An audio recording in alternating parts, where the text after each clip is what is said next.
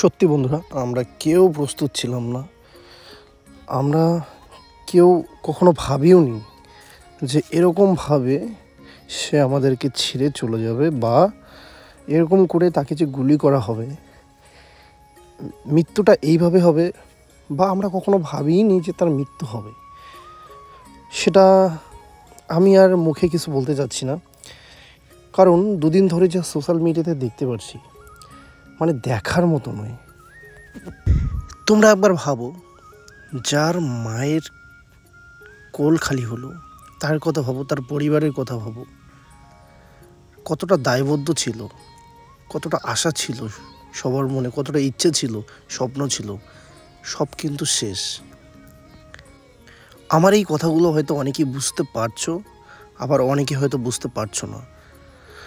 যারা হয়তো social media বা ফেসবুক বিশেষ করে বেশি মোটামুটি অ্যাক্টিভ থাকো, বেশি বলবো না, তারা হয়তো এতক্ষণে বুঝেই গেছো আমি কী কথা বলছি, কোন বিষয়টা নিয়ে বলছি। যাই হোক, একটু খুলে বলি। অনেকেই তোমরা পুরোটাই জানো, তারপর আমি একটুখানি বলছি যে আমাদের প্রতিবেশী দেশ বাংলাদেশ, সেইখানে কিন্তু কয়েকদিন ধরে টানা যা হচ্ছে, আমি কেন ওখানকার কোনো সাধারণ নাগরিক সেও মুখে বলতে পারবে না। মানে এমন একটা খারাপ পরিস্থিতি দিয়ে যাচ্ছে। ছাত্র আন্দোলন, কত ছাত্র আহত নিহত হয়ে যাচ্ছে। আর যার কথা বললাম, যে ছেলেটার কথা বললাম যে গুলিতে মারা গেছে, একবার তার কথা ভেবে দেখো। আমার মনে হয় সরকারের একটা পদক্ষেপ বা একটা সিদ্ধান্ত নেওয়া উচিত, আর সেটা ছাত্রদের উপর আস্থা রেখেই বা তাদের বিশ্বাস রেখে, তাদের সহযোগিতা করে, তাদের সমর্থন করে। কারণ এরকম করে অনেক মায়ের কোল খালি হয়ে যাবে। ভয়াবহ পরিস্থিতির মধ্যে যাচ্ছি, আরও হয়তো খুব খারাপ একটা পরিস্থিতি আসবে। তো যাই হোক বন্ধুরা, এটাই আমি চাচ্ছি, বা এটাই মন থেকে চাওয়া হবে যে সব কিছু শেষ হোক, শান্তি আসুক বাংলাদেশে। সবার জন্য রইল শুভকামনা। আর আজকের ব্লগটা দেখতে থাকো, আশা করি তোমাদেরকে ভালো লাগবে। সাইদ নামে যে ছেলেটার প্রাণ হারালো গুলিতে, তার আমি বোন কিংবা দিদি হবে, মানে তার পরিবারের কেউ একজন। তার ভিডিও দেখে সত্যি মানে এতটা কষ্ট পেলাম বা এতটা খারাপ লাগলো, বলা মতো কোনো ভাষা নেই। তোমাদেরকে একটা জিনিস আমি দেখাই, পৃথিবীতে যদি কেউ সমাজ ছাড়া হয়ে থাকে সেটা হচ্ছে মিতু, মানে আমার বউ। সেটা তোমাদেরকে কেন বললাম সেটাও তোমাদেরকে দেখিয়ে দিই। তো তোমরা তো দেখলে আমি আম কাটছি, আম বাজার থেকে সেদিন নিয়ে এসে কেউ খায় নাই। তো আমি ভাবছি যে তোমার ছেলে খায়, শুধু ছেলে খায় দিনে একবার দুবার করে। তো এবার বাকি আম বেশি আনছি যে সবাই মিলে খাবো, কেউ আর ধরেও নেই, কিসে মানে কাটেও নেই। তা ফাইনালি আমি ভাবলাম যে সবাইকে সবার জন্য কেটে নেই। আমার খাওয়া শেষ, মিতুরও খাওয়া শেষ, বাবা মা বাকি। তা মিতু কীভাবে খাচ্ছে আর কেন সমাজ ছাড়া বললাম সেটা তোমাদেরকে দেখাই। এই যে দেখো, ও পাকা সুন্দর, এত মিষ্টি এই আমগুলো, এত মিষ্টি এই আমগুলো ও লঙ্কা দিয়ে খাচ্ছে। আমি জীবনে দেখিনি এরকম করে কেউ আম খায়। একবার খায় দেখো, লঙ্কা দিয়ে পাকা আম, কেনা আম। পেট ব্যথা করবে এমনি খাও। সিরিয়াস খাবা না? আমি না না কোনোদিনও না। লঙ্কা, লবণ এগুলো। বন্ধুরা তোমরা কারা খাইছো অবশ্যই কমেন্ট করে জানাও, এইভাবে টেস্ট লাগে কিনা। একদম অন্যরকম। সেই টেস্ট কো আমি এখন এইভাবেই খাবো। দেখি দেখি কি অবস্থা প্যান জামার। প্যান এই যে জামা পিছন দিকে দেখো, করে খেলা সেই নেশা। খুললে আছে না, খুললে নাকি ঠাকুর দিছে। বাস খুলছি গুরুত। ভেরি গুড করছো বাবা। মা বাবা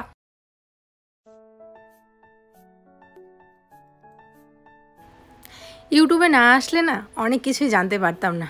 আজকে ইউটিউবে আসছি, তার জন্যই হয়তো বা এত ভালো ভালো দিদি ভাই, দাদা ভাই, কাকিমা, জেঠিমা এদের ভালোবাসা পেয়েছি। আর প্রতিনিয়ত তারা আমাকে না নিজের মেয়ের মতো করে গাইড করে, যেটা খুবই ভালো লাগে।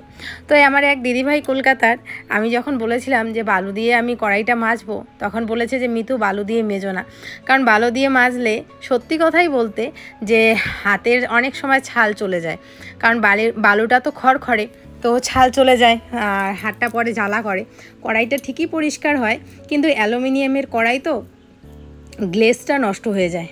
তো আমাকে বলেছিল যে কড়াইটাকে একটুখানি গরম করবে, ভালো করে গরম করে ওটার মধ্যে তুমি সোডা দিবে, সোডা দিয়ে তোমাদের বাড়িতে তো লেবু আছে, লেবু দিয়ে ভালো করে ঘষবে, তাহলেই দেখবে তোমার কড়াইয়ের যে দাগগুলো সেগুলো সব চলে যাবে। তো যাই হোক, দিদির কথা মতোই আমি তাই করছি। তো সত্যি আজকে ইউটিউব আছে জন্যই তোমাদের মতো অসংখ্য দিদিভাই দাদাভাই অনেকের এত ভালোবাসা পেয়েছি, এইভাবে গাইড করছে। একটা মানে সহজ ভাবে এইভাবে আমাকে বুঝিয়ে দিল যে এইভাবে কড়াই পরিষ্কার করবে, কারণ ওদের অভিজ্ঞতাটা অনেক বেশি, অনেক দিন আমার থেকে অনেক বেশি সংসার জীবনের এক্সপিরিয়েন্স আছে। তো যাই হোক, সেইভাবেই করছি। সত্যি কথা বলতে খুব ভালো পরিষ্কার হয়েছে, তো থ্যাংক ইউ দিদি ভাই।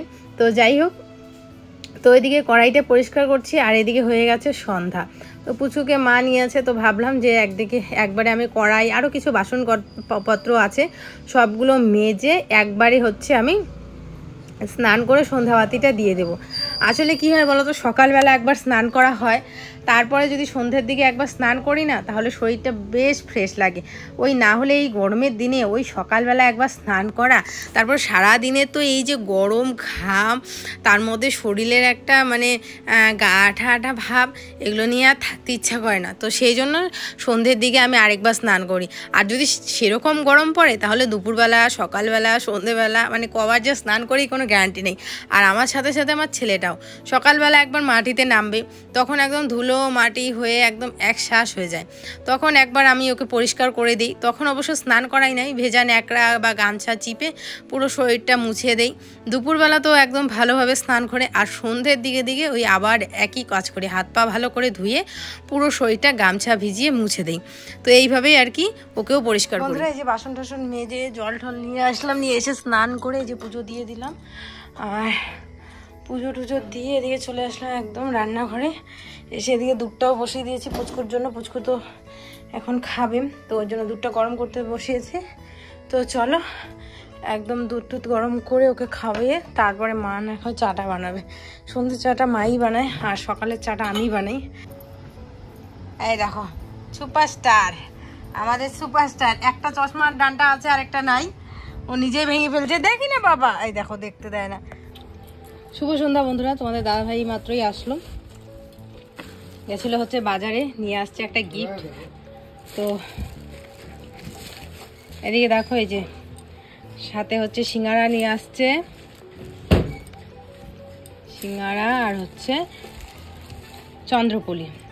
তো আমার চন্দ্রপুলিটা আমি খেলাম, তোমাদের দাদা ভাইটা খেলো, আর মারটা ওই ঘরে দিয়ে আসলাম। সিঙ্গারা চন্দ্রপুলি মা খাচ্ছে ওইদিকে। আর এখানে এই যে বাবার জন্য, তো বাবাও বাড়িতে নেই, বাবা গেছে একটুখানি বাইরে, তো আসলে বাজার টাজারে হয়তো বা আসলে পরে বাবাকে দিব। আর এই যে আর আমারটা আমি খাচ্ছি, এই যে চন্দ্রপুলি আর হচ্ছে সিঙ্গারা। তো চলো, আর এই দেখো একটা গিফট নিয়ে আসছে, ও যাবে হচ্ছে এখন বিয়ে বাড়ি। ফিরে আসলাম বন্ধুরা পরের দিন। তোমাদের দাদাভাই অনেক মনের মধ্যে আশা নিয়ে ছেলের জন্য ড্রাগন নিয়ে আসছে। বলে যে যেহেতু ছেলেটা আমার একটু ফলমূল খেতে মানে ঠিক আছে, ও ফলমূল খায় আর কি, তো একটু ড্রাগন নিয়ে আসি যদি খায়। তো এটা তো আমাদের এদিকে পাওয়া যায় না, ও একটুখানি অনেকটা দূর গিয়ে একটা ইসের বাড়ি থেকে নিয়ে আসে, কাকুই হবে কি দাদাই হবে। তো যাই হোক, অনেক অনেক চাষ করে, তোমাদের হয়তো বা অনেক আগের ব্লগে দেখিয়েছিলাম। তো দেখো অনেকগুলো ড্রাগন এনেছে, তো এর মধ্যে হচ্ছে সবগুলো ফ্রিজের মধ্যে ঢুকে রাখবে, একটা একটা করে ছেলেকে খাওয়াবে, সেই আশা নিয়ে এনেছে। তো দেখো তোমরা ওর আশাটা কীরকম হয় আর আশাটা কীরকম ভঙ্গ হয় তোমরাই দেখতে পারবে। মানে ছেলে ঠিক আছে আম খাবে, আপেল খাবে, তারপর হচ্ছে কলা খাবে, সেটা ঠিক আছে, কিন্তু এই ড্রাগনটা পছন্দ করে না।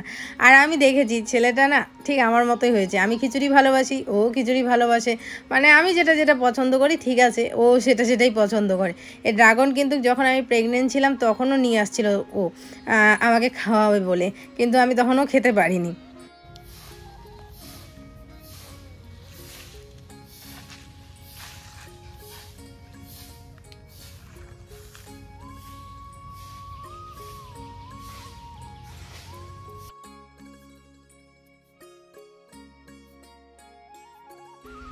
এদিকে আমাদের বাড়ির সামনেটা মানে এই রাস্তাটা এইটা আজকে ঝাড় দেওয়া হচ্ছে। কারণ কি বলতো, এই কয়েকদিন বৃষ্টি ছিল আর বৃষ্টির সময় তো পাতাগুলো চেটকে থাকে, জলের মধ্যে সেইভাবে ঝাড় দিলে যায় না। তো আজকে যেহেতু আজকাল খুব ভালো রৌদ্র উঠেছে, তো পাতাগুলো একদম ভালোভাবে শুকিয়ে গেছে।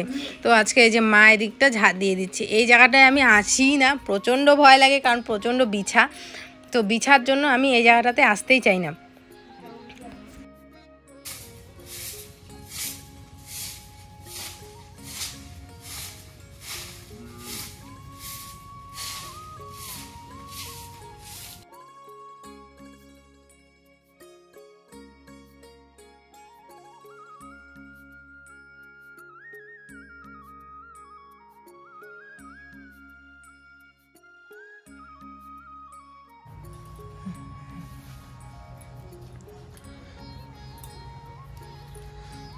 গণ গণ বাবা গণ, তো কয়টা? এই ফেলায় না, ফেলায় না, গণ। 1 2 3। এই যে নাও, এটা নাও, এটা ধরো, পাপা ফেলে না, এটা নাও, নাও নাও, এই যে এটা নাও।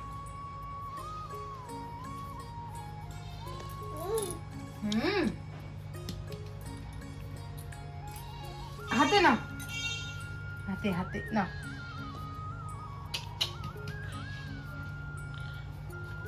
ফেলে না বাবা, প্লাস্টিকে ঢুকাও।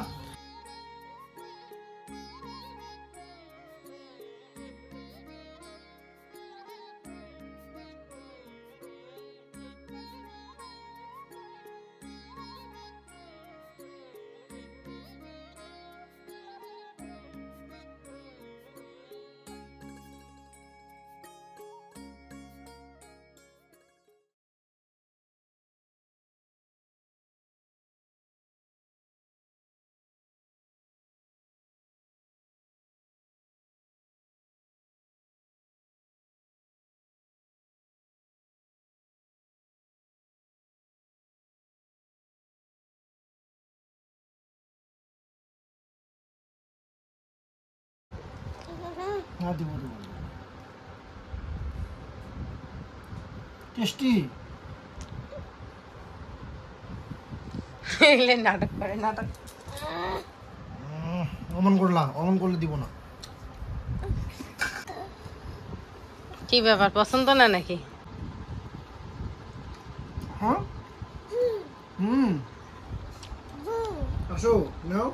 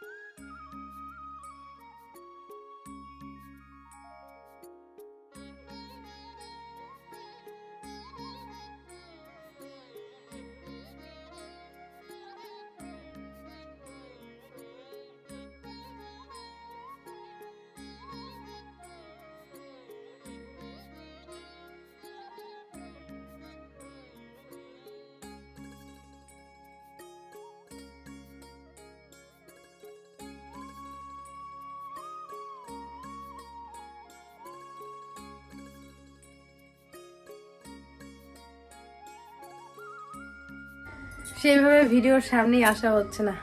একেতে এত গরম, তার মধ্যে কানের গুলো খুলে রাখছি কারণ কিচ্ছু ভাল লাগছে না। মালাটা খুলতে যেতেছি কিন্তু মালার কানের মালা সব একবারে খোলা যায় না। টিপ টুপ দিয়েছিলাম, সব খুলে গেছে। আবার স্নান করে সন্ধ্যাবাতি দিয়ে পুজো দিয়ে এদিকে আসলাম। তো এই টিপ পরা বলো মানে সাজা গোজায় কোনো কিছুই গরমের দিনে ভালো লাগে না, প্রচন্ড বিরক্তকর লাগে। আর মাথা প্রতিদিন সন্ধ্যার সময় ব্যথা করবে, এটা একটা অভ্যাসে পরিণত হয়েছে। তো যাই হোক, ছেলেকে আজকে আমি একটুখানি রাতে খাওয়াবো রুটি, না হলে হচ্ছে ভাত খাওয়াবো আর কি। ভাতই খাওয়াবো, রুটি খেলে আবার যদি কষা হয়ে যায় তো সেই জন্য আর রুটি খাওয়াবো না, থাক ভাত। কলা আনছে ওর বাবা, কলা দিয়ে আম দিয়ে চটকে ভাত খাওয়াবো দুধ দিয়ে। আর এখন আপাতত খেলছে, মোটামুটি 8টার দিকে ওকে 8টা সাড়ে 8টার দিকে ভাত খাইয়ে ঘুম পাড়িয়ে দেবো। তো চলো, চাটা মোটামুটি বানার শেষ, খাওয়া দাওয়া চা খেয়ে তারপর তোমাদের সাথে দেখা হচ্ছে। আর ব্লগ করতেও ইচ্ছা করে না গো গরমের দিনে। মুখটার অবস্থা দেখেছো, মানে গরমেতে কি অবস্থা হয়েছে আমার। আর কালকে রাতে তো এক ফোঁটা ঘুম, মানে 3টার সময় বোধহয় ঘুমাইছি, এত গরম। আর মানে এক ফোঁটা ঘুম, মানে সোজা লম্বালম্বি শুয়েছিলাম, তার মধ্যে চাপাচাপি হয়ে যায়, ঘুমাইতে পারছিলাম না। তারপরে রাত্রেবেলা তখন 3টা বাজে, তখন তোমাদের দাদা ভাই বলতেছে এক কাজ করো পাতালে শো, তোমার এত গরম লাগতেছে পাতালি হয়ে শুয়েছি, তাও ঘুমাইতে 3টা বাজছে। আর তোমরা অনেকে বলছো মিতু তোমার ঘুম হচ্ছে না, তার জন্য চোখের নিচে কালি পড়ে যাচ্ছে, মুখটা একদম যা ইচ্ছে তাই বিচ্ছি হয়ে যাচ্ছে। যত্ন নিতে পারছি না, তার সাথে সাথে একে তো হচ্ছে গরমে কিচ্ছু ভাল লাগছে না, অস্থির করতেছে, একদম অস্থির। চুলগুলো একদম দেখো কাকিমা গুলোদের মতো এখানে উপরে বেঁধে রেখেছি, কিচ্ছু ভাল লাগছে না, প্রচন্ড মাথা ব্যথা শুরু করেছে। চলো চা খেয়ে তারপরে ছেলেকে আবার সামলাতে হবে।